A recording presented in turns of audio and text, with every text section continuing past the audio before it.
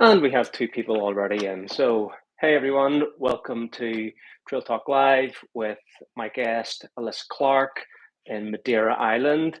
How's your time on Madeira been thus far? And are you ready for an epic race? Yeah, I have never been here before, heard amazing things about it, so I'm psyched.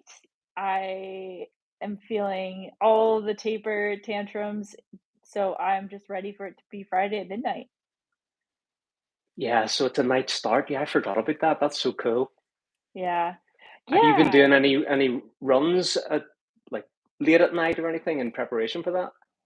Yeah, so no, I haven't. I talked to my coach about that, and he was kind of like, not necessary because the amount that you're losing from sleep deprivation is doesn't make up for the time at night, and I run a ton at night, so I do have experience with it, but yeah. Yeah, we haven't done that yet. All right. Or I didn't do it this cycle. Yeah. All right. Well, for first-time viewers or people tuning in, we have three topics in the Trail Talk Live. We're focusing on key races, elite athletes. We're covering race strategy, gear, and also nutrition. So let's kick it off with race strategy, and probably want to maybe if you could just talk a bit about your kind of race style. Do you uh, run your own race? Kind of is the saying, or do you try to keep people in sight? So, what's your sort of strategy going into this one? Yeah, so I'm not gonna give everything away, I'll say that. Keep some Um, secrets. keep some secrets. I think one of my the favorite ways I've framed it, because you can get a lot of nerves, is if I do what I believe I'm capable of doing and race my best race, it doesn't really matter what anyone else is doing. And when I've held true to that and been able to do exactly what I hope to do, it's gone really well. And so that kind of puts control in my corner and less control in what everyone else is doing.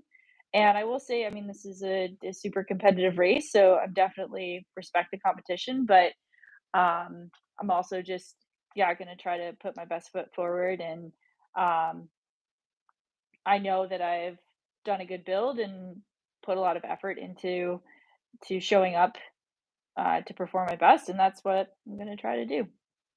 Um, So, so will you run the race thinking about like RPE, or will you use a heart monitor during the race?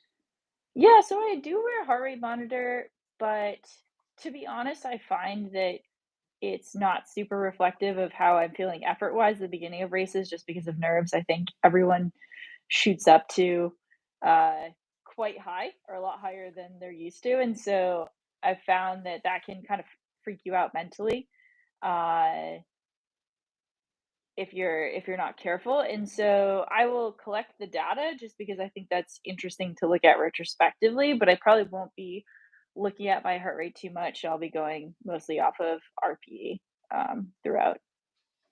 And just touching back on the previous sort of question in terms of racing with a pack, or keeping people in sight, will those be things that are in your head during the race at the start? Yeah, I'm trying to think of it as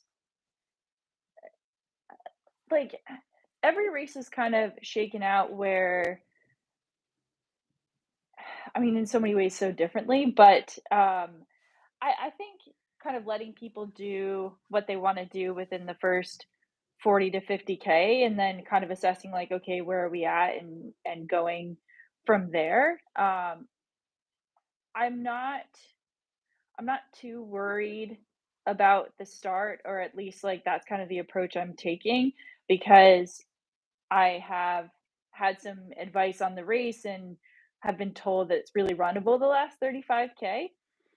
So that is definitely playing into account some of what I'm thinking going into it of like, okay, that's going to be a pretty deciding factor, I think, is the ability to really run the last 35K. So that's definitely playing into how I'm thinking about it, of like basically stay, really calm and collected, and then see what's left for the end.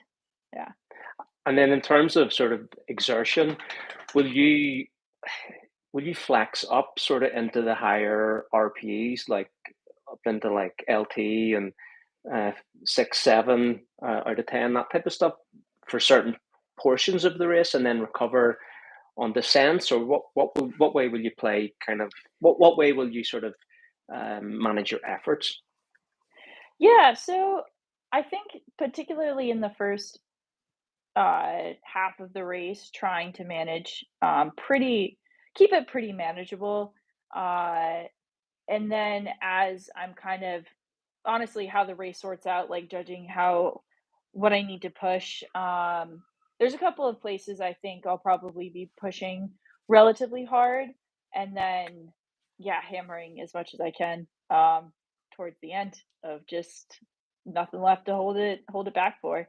Uh but yeah, to be honest, I'm based off of what I've seen from the terrain here, the downhills will be quite interesting because they're super steep, and so they will be some recovery, but also, I can't bank that as complete recovery either, just because there's gonna be a pretty significant strain on all of our muscles as we're going downhill.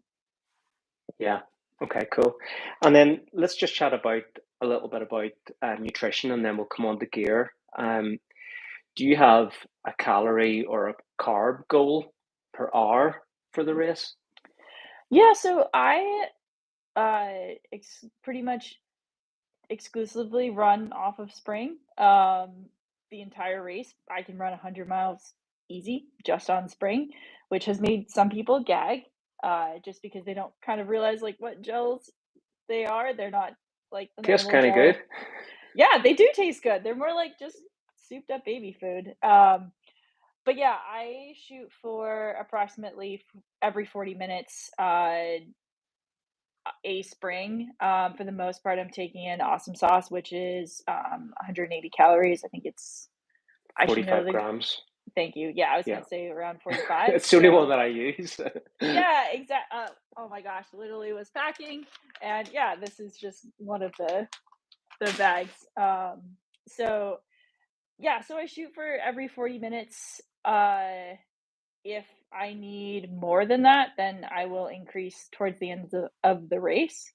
But that's my plan. And also, with the night start, that's definitely a challenge from a perspective of nutrition. And so just being a little bit easy on myself through the first few hours of the race, if I'm feeling nauseous, having focused on the pre-race meals and making sure my carb stores are topped up. So if I am not feeling great, feeling like I don't have to force it, I can give myself a little bit of a break to then get to the morning where it's like, oh yeah, I'm ready to eat again.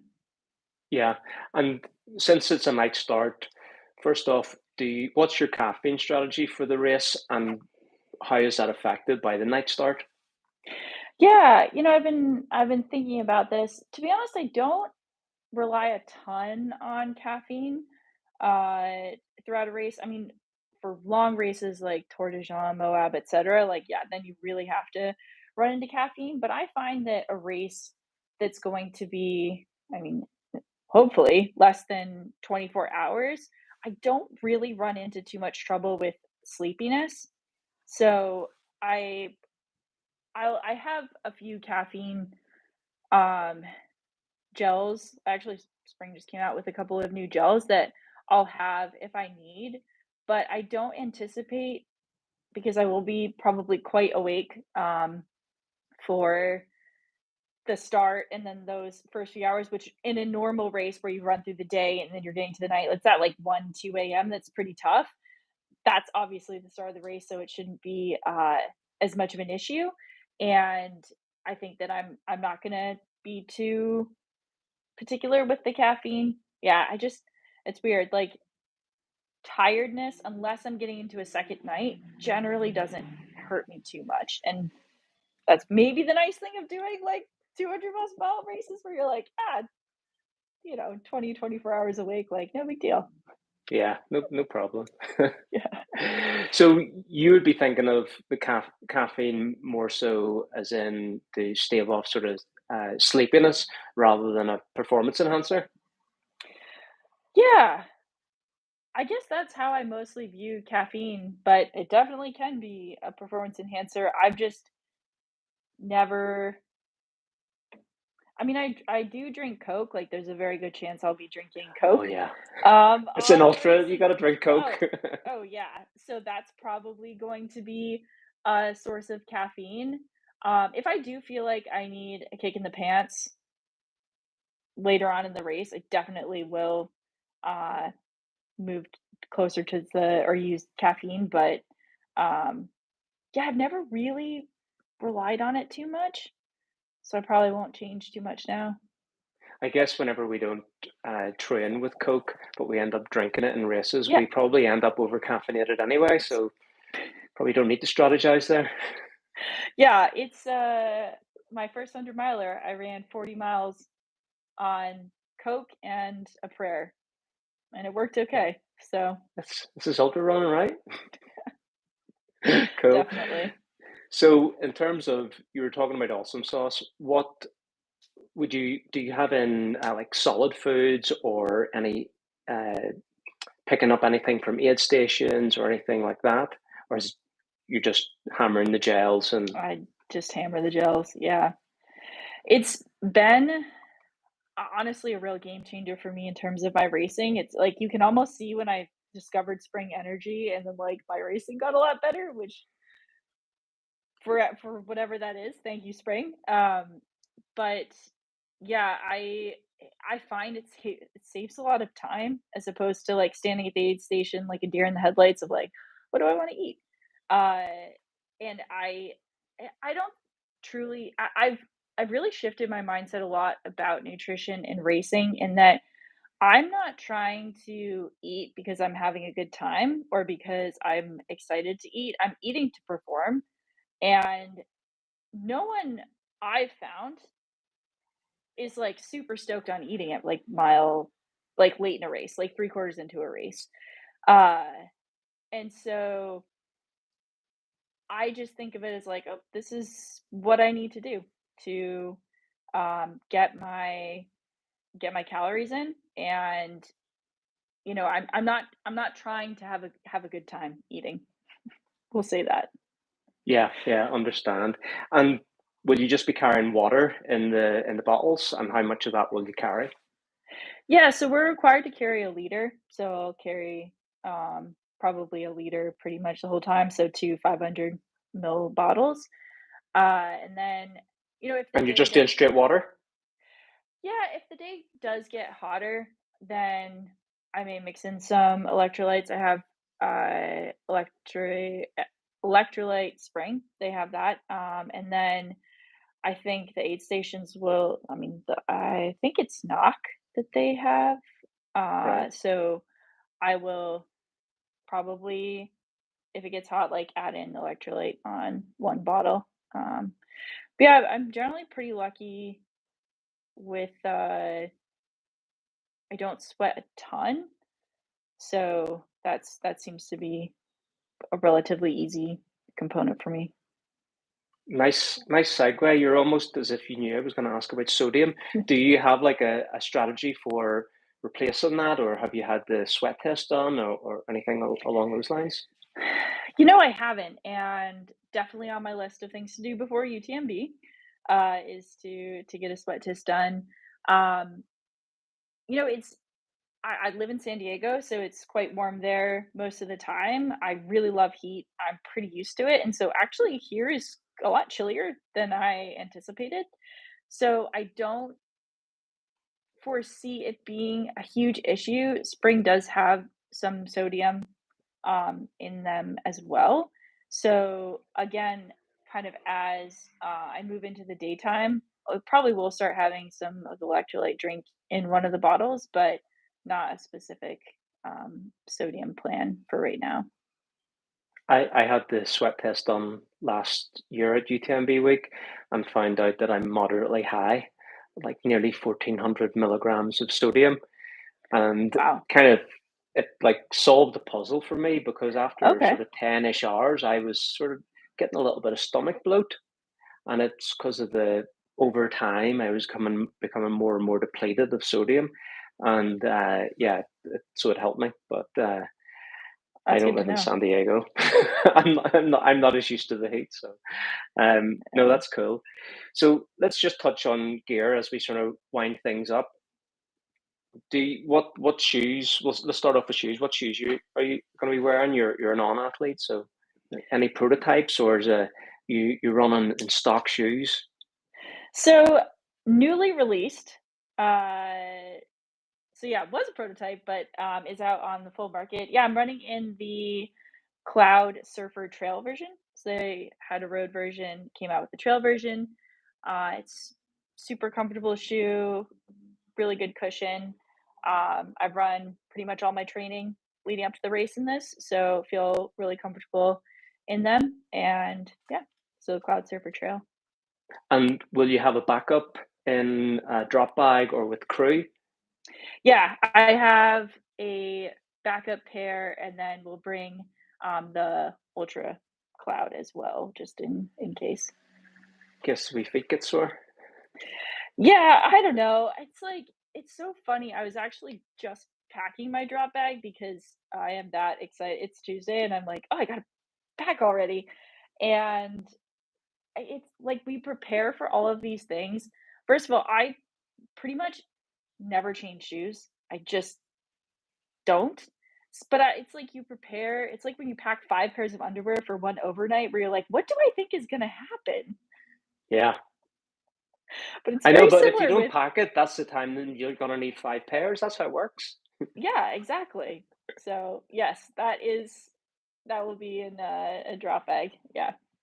Cool. So you probably, if you don't normally change shoes, you're maybe the type of runner that doesn't normally have foot issues. Normally don't. Yeah, for like I said, pretty much 24-ish and under, around that time, I will maybe have a blister or 2, but nothing that I truthfully notice. It's like Yeah. I take my shoe off and I go, "Oh, that's that thing that felt a little bit off." But it's normally not a huge issue. I use Injinji toe socks. That seems to work well for me. And then, yeah, seem to have my shoe sizing relatively dialed. So that yeah, knock on wood. I've had some issues in the past, but seem to have resolved from there, and it's also what happens. I mean, I think the other factor that always plays into foot issues is whether or not the race itself is damp. If your feet are going to be wet for 10 hours, then it's going to be really hard to solve, or it's going to be really hard to avoid foot issues. If you can, if your feet stay relatively dry, that can make a big difference. Cool. And then what about your pack? What what capacity is it, and what sort of weight will it be at the start? Yeah, so I'm using a 10-liter pack. Uh, I have it pretty much filled right now, and it is except I don't have my gels in. It's pretty light. Yeah, the mandatory gear is significantly less than UTMB, so or any of the UTMB races. So that I feel like I'm missing a ton of stuff compared to Valderrane or UTMB or all of that, where it's much more substantial for the mandatory gear. So yeah, it's pretty light. That's interesting. I wouldn't have expected that for I know it's nowhere near Europe, but it is a European race essentially. But and will you try to swap packs in aid stations for like a faster transition, or will maybe also touch on will you have crew? Yeah, so I have switched packs in the past. What concerns me always with switching, or what doesn't concern me about switching packs in the US is that normally there's a lot less mandatory gear, if any at all. It concerns me. I had a panic attack dream that I was doing really well, and then I crossed the finish line and didn't have all the mandatory gear. So to me, it's almost like not worth the risk of missing something that you might have thought you had, or Yeah. yeah. So I'm sticking with one pack. I'm putting in a spare pack just in case something goes wrong, and then obviously we'll have to take a bit of time to switch things over. Right now, I don't have crew, but there's a couple of people I'm hoping I can maybe uh there's a couple of Americans that teammates I'm like, maybe their crew will help me out a little bit. So, but to be honest, it's like there's a like this is kind of just that in between race where like crew is definitely nice, but it's not like super necessary because it's a 60K mid. Like I think it's at 64 is where you can get your drop bag. The only thing would be nice if I could carry a few less gels at the start and have someone just a little bit less weight, but to be honest, the pack doesn't feel too bad, and if I don't end up being able to kind of catch on with someone, which is always risky because you never know if, like, someone's gonna have a terrible time or it's gonna be way far ahead, but yeah, as of right now, crewless, but hoping to make some friends. Cool. Good luck. Thanks. And any other backup items or things that you'll have for the aid stations or drop by stroke crew? Yeah, I always have a backup pole, with me. I actually need to check and make sure they're okay with me having that because there is a rule where you have to carry your poles from start to finish. But that I will hopefully be able to stick in my drop bag just in case. I'm notorious for breaking poles, do it way too often. Um, and then, yeah, backup headlamp, which I don't think I probably really need, but kind of like the underwear where it's like, well, if I have the space. And then I put a blister kit in as well as sunscreen just as in case shit's hitting the fan and kind of need a reset.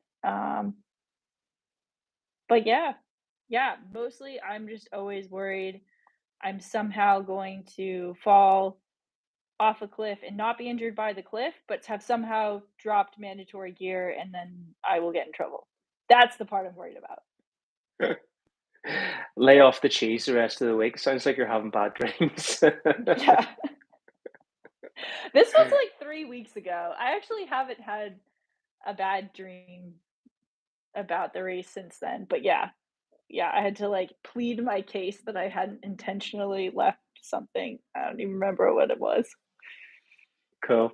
All right, look, let's wrap it up at that. Appreciate you jumping on and giving us some insight into your race strategy and gear and nutrition and things like that. So good luck with it. We'll be rooting Thank for you. you and looking forward to the recap, which we have penciled in for Sunday to get the blow by blow on how all this stuff panned out. So wishing you all the best. Thanks very much. Thanks for having me. All right, see you later.